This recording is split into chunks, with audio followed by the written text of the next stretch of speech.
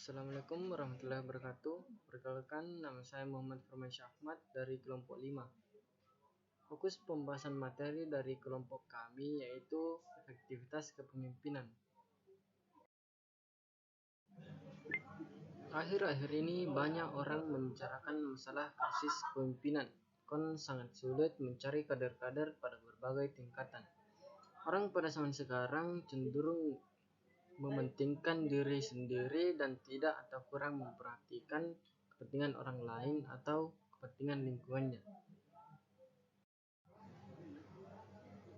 Krisis kepemimpinan ini disebabkan karena makin kurangnya kepedulian pada orang banyak atau pada lingkungan sekitarnya.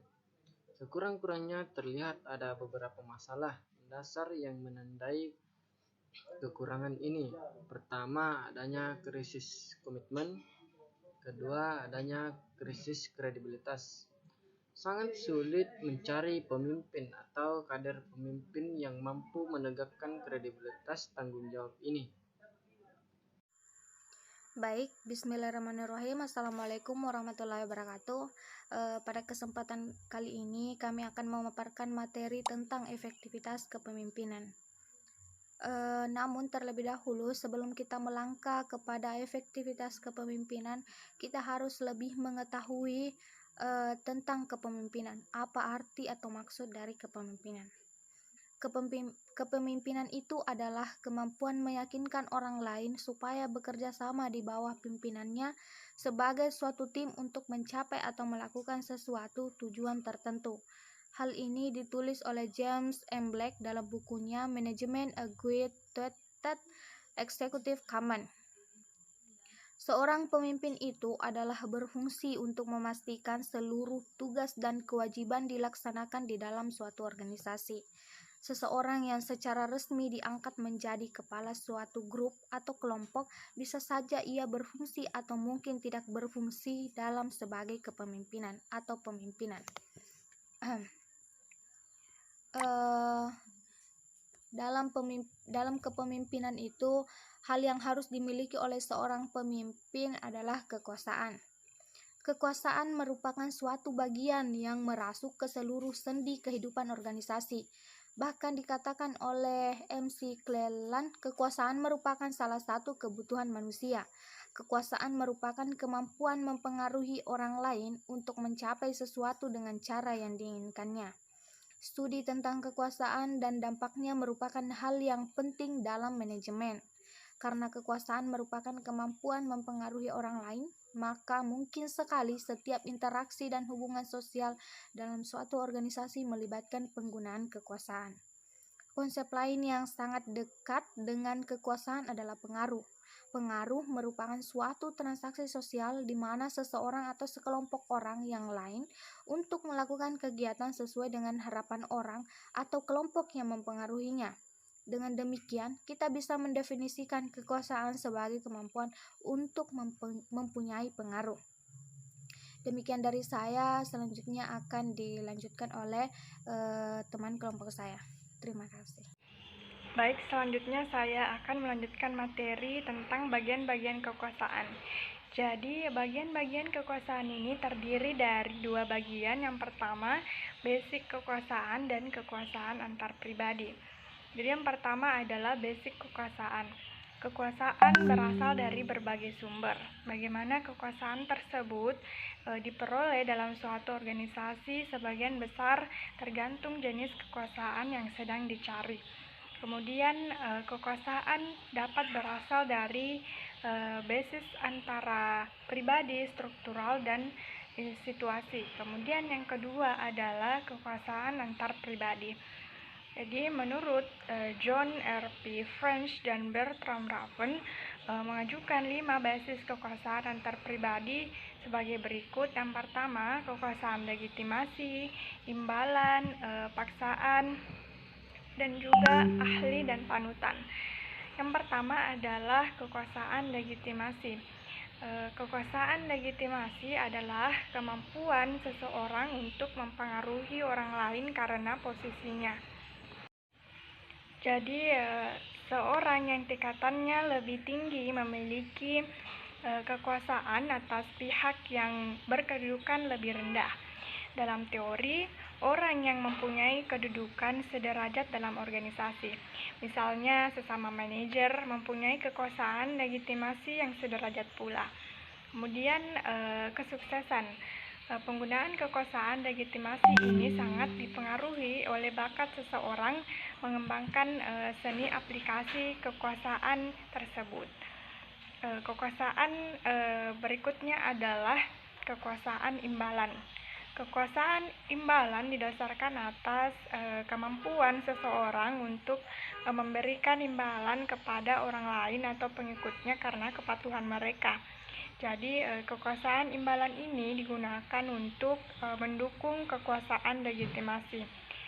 Misalnya, jika seseorang memandang bahwa imbalan, baik imbalan ekstrinsik maupun imbalan intrinsik, yang ditawarkan seseorang atau organisasi yang mungkin sekali akan diterimanya, mereka akan tanggap terhadap perintah. Kemudian penggunaan kekuasaan ini amat erat sekali kaitannya dengan teknik memodifikasi perilaku dengan menggunakan imbalan sebagai faktor pengaruh. Kemudian yang ketiga adalah kekuasaan paksaan. Kekuasaan imbalan seringkali dilawankan dengan kekuasaan paksaan, yaitu di mana kekuasaan untuk menghukum. Hukuman adalah segala konsekuensi tindakan yang dirasakan tidak menyenangkan bagi orang yang menerimanya. Pemberian hukuman kepada seseorang dimaksudkan juga untuk memodifikasi perilaku, menghukum perilaku yang tidak baik atau merugikan organisasi dengan maksud agar berubah menjadi perilaku yang bermanfaat atau menjadi perilaku yang lebih baik lagi dari perilaku sebelumnya. Baik, saya akan melanjutkan presentasi dari teman saya. Adapun yang harus dimiliki oleh seseorang pemimpin dalam kepemimpinannya, yaitu yang kedua adalah wewenang. Kekuasaan amat erat hubungannya dengan wewenang, tapi kedua konsep ini harus dibedakan. Kekuasaan melibatkan kekuatan dan paksaan. Wewenang merupakan bagian dari kekuasaan yang cangkupannya lebih sempit. Wewenang tidak memiliki implikasi kekuatan. Wewenang adalah kekuasaan formal yang dimiliki oleh seseorang karena posisi yang dipegang dalam sebuah organisasi. Jadi seseorang bawahan harus mematuhi perintah manajernya karena posisi manajer harus telah memberikan wewenang untuk memerintah secara sah.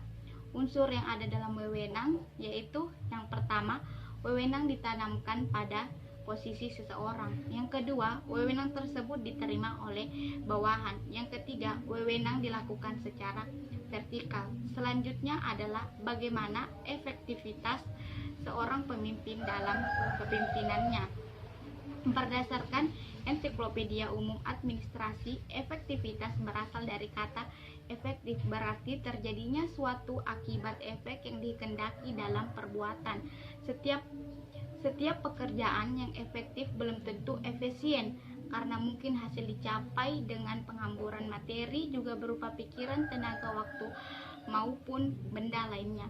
Kata efektivitas sering diikuti dengan kata efisien, di mana kedua kata tersebut sangat berhubungan dengan produktivitas dari suatu tindakan atau hasil yang diinginkan. Suatu yang efektif belum tentu efisien, demikian juga sebaliknya. Suatu yang efisien belum tentu yang efektif. Dengan demikian, istilah efektif adalah melakukan pekerjaan yang benar dan sesuai serta dengan cara yang tepat untuk mencapai suatu tujuan yang telah direncanakan. Sedangkan efisien adalah hasil dari usaha yang telah dicapai lebih besar dari usaha yang dilakukan. Ya, baiklah, saya akan melanjutkan presentasi dari teman saya. Itu selanjutnya adalah bagian-bagian dari efektivitas kepemimpinan, yaitu 1. Perspektif optimalisasi tujuan, yaitu efektivitas dinilai menurut ukuran seberapa jauh satu organisasi berhasil mencapai tujuan yang layak dicapai. Pemusatan perhatian pada tujuan yang layak dicapai secara optimal memungkinkan dikenalinya secara jelas bermacam-macam tujuan yang sering saling bertentangan, sekaligus dapat diketahui beberapa hambatan dalam usaha mencapai tujuan. Yang kedua yaitu perspektif sistem, yaitu efektivitas organisasi dipandang dari keterpaduan berbagai faktor yang berhubungan mengikuti pola input, konversi, output, dan umpan balik, dan mengikut sertakan lingkungan sebagai faktor eksternal.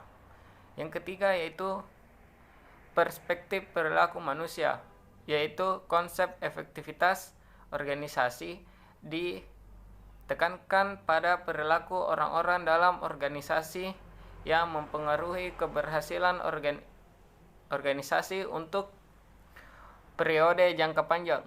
Di sini dilakukan pengintegrasian antara tingkah laku individu maupun kelompok sebagai unit analisis dengan asumsi bahwa cara satu-satunya mencapai tujuan adalah melalui tingkah laku orang-orang yang ada dalam organisasi tersebut.